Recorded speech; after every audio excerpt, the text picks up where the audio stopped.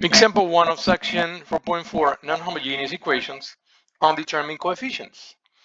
So in this problem, we have to decide whether or not the method of undetermined coefficients fits to solve this particular solution. Now, the fact that the method may not apply does not mean that the equation cannot be solved, right? So it's only if this particular method applies or not. So the method of undetermined coefficient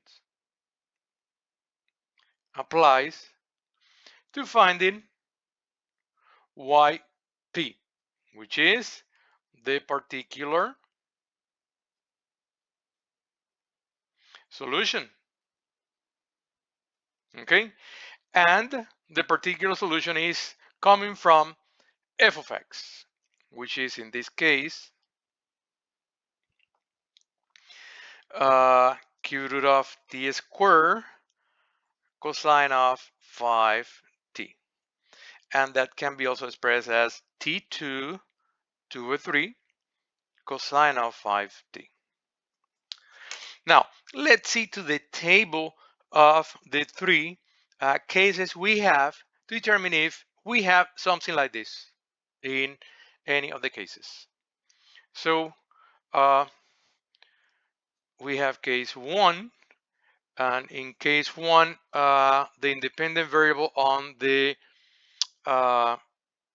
right, the power must be a positive integer, positive whole number.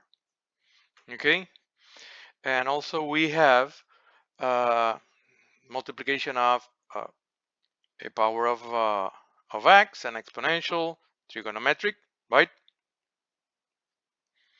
And only a polynomial. So in this case, we have that the independent variable, which is t, is raised to 2 over 3. 2 over 3 is not a whole number, right? 2 over 3 is not a whole number. First of all, let's see, what case is this? Well, this is case 2, right? This is case 2 because we have a trigonometric, right? We have a trigonometric, okay? So let's say that this is well, looks like case 2. Looks like case 2. Now, can we apply the method of the undetermined coefficient? The answer is no. Why not?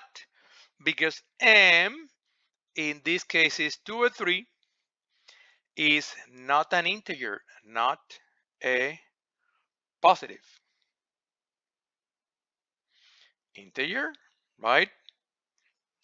So we go to case 2, is not the positive integer. M must be positive integer. So the number is positive, but it's not an integer, right? Is positive, but not an integer. It is in fact positive, but not an integer. Make sense? Good. Okay. Next example. In next example, we have that f of x, which is the right, is x a third e2 negative 11x, right? Negative 11x. Now, this expression looks like what?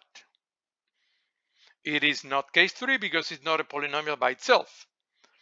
We don't have any trigonometric, so cannot be case 2. Can it be case 1? Well, we have x to some number, and we have e2rx.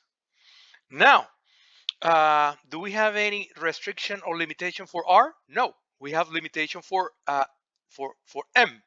So let's see. Is m a positive number? What is the value of m in this case? We can say m is 3.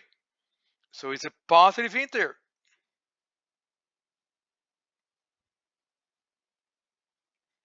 So fine.